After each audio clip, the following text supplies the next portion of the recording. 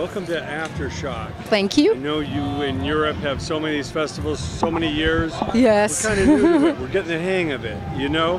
What, in growing up, loving music, who was your heroes that made you want to make music yourself? You know what? I didn't really have one hero because I grew up with two brothers and a sister older than I was, and they were listening to pretty much everything from Led Zeppelin to the Beatles to like dark music from the 80s, every kind of music you can imagine. And I grew up very open-minded and never having like one idol or just like one band that I liked better. Yeah. I went through phases and I maybe liked one song from each band, but I never really had an idol. I think that music is beautiful because you can pick up something good from every style, every type of music. Yeah, obviously my favorite is rock and metal, but that's a different thing. Was there a female role model? Somebody just said, I want to do that. You will probably expect a name, but I don't even have a name. I liked very much like black vocalists, like R&B, you know, like the typical like Aretha Franklin, yes, but also, but not specifically for like her voice. Like I really liked Madonna just because she opened up so many doors for women. I liked her strength. I liked the fact that she was in full control with her career. So it was something very, very different because she was showing that even in like pop music, even in the mainstream, a woman could do something important and strong and be herself and not to be judged by others and follow a career. So I used to like that about her. I still like her. Growing up in Europe, what was the thought of America? Was it like the promised land? You want to go there and... Not the promised land, but I remember that the very first tour that we did, which was in 2000 or 2001, I was surprised because everything looked really similar to all the movies we grew up with. You know, we were watching movies or TV shows that were coming from the States. And as soon as we got here, everything was bigger, the highways were bigger. Everything was really like the movies, so it was kind of surreal at first. Now I've been here so much that I know the culture, and I kind of feel like home as well. Sure. Well, of course, America is so spread out too. America is as big as all of Europe put together. Yes. You know? So, how do you get used to the long drives, the amount of travel that you need to do? I love traveling. I really love traveling, so it doesn't really bother me. And plus, we always had the luxury of having like a driver, so we basically fell asleep in a city and woke up in the next city.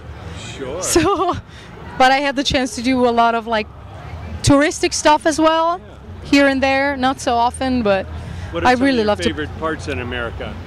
Well, my favorite part at the moment is Florida because my boyfriend lives there, so I know it a little better. But there are so many places that I like, you know, even Texas. I find Texas really interesting. I also like California, love the weather in California.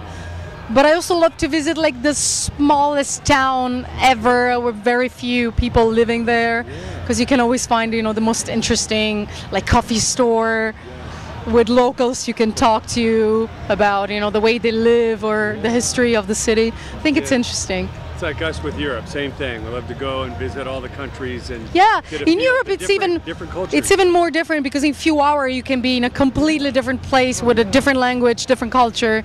In America is different, but not so different. Drive a long way to have a real difference. Yes.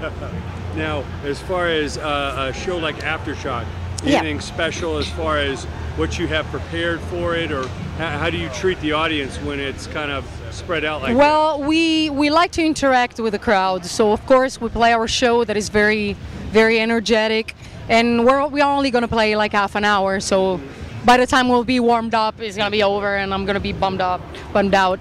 But there's a lot of interaction with the crowd, a lot of energy going on. We like to keep the show dark and intense, but also fun, because we think it's really important to connect with the crowd and not just to be, you know, the rock star on stage. It has to be like a big party where everyone has a good time, and you can feel it, because I mean, it's all about good vibes. Now, when you headline, how long is the show? How long is the show? It's usually like an hour and a half. Okay. Depending on the show. Like a few years ago, we played like a 2-hour show because it was like a 15th anniversary of LACUNA COIL. So we put out like a special show with a lot of like old songs as well. Yeah. But it depends. Usually it's about like an hour and a half. Sure. Now, with your latest music, what are you most proud of accomplishing? How has the band evolved? Well, just the fact that we've been around for so many years and we still have fans out there that are following us, and we're achieving more and more fans with every album. I think it's a great accomplishment, you know, especially in a market that is very saturated with so many bands on the road, so many new bands, and internet. So it's, people are I think it's bombarded by so much. it's so bombarded. Yeah, they're bombarded by inputs and news and new music. Yeah. So it's hard for the kids, you know, to choose. So Sure. I think we're already very, very lucky and blessed to be here.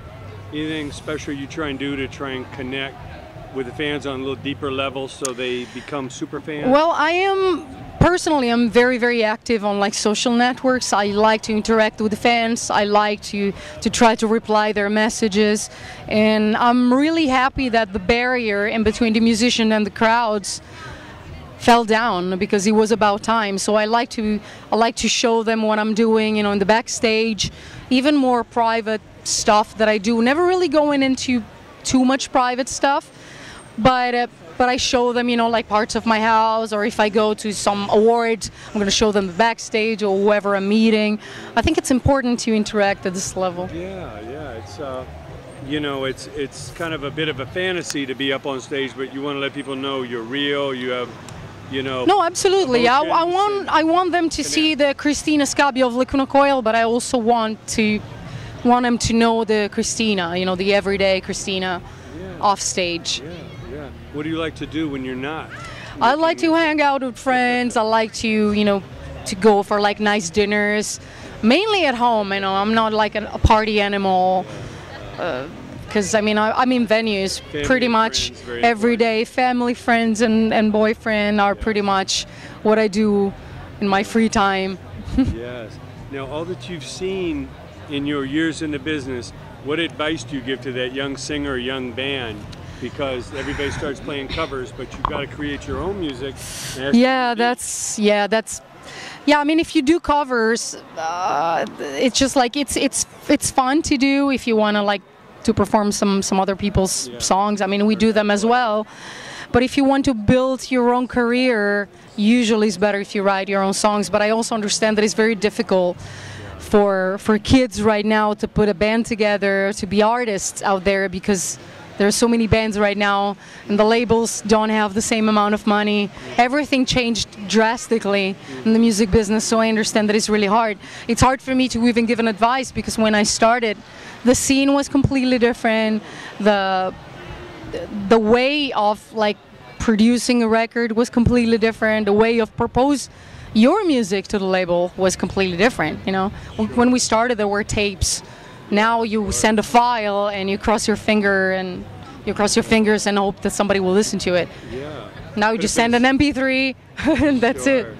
It's like an email. Everything changed. But as far as the songwriter goes, someone that's sitting in their room, coming up with their own music, any advice to kind of find their own voice or style? I always tell, and I know that it might sound like an obvious advice, but they have to try to be themselves. It's okay to copy the bands you like, the artists you like, because you're going to start from something, from somewhere. But it's really, really important to be yourself, because whoever is listening is not stupid. So there will be a day that they will figure out if you're fake or not. So it's better to be yourself. It'll be easy for you, it'll be easy for them to recognize you and to love you.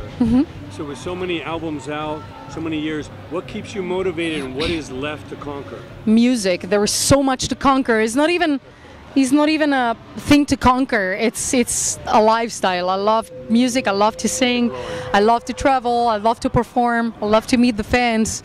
So it's something that is not for everybody, but once you're into it and you like it, you can't do it without it. You can live without it.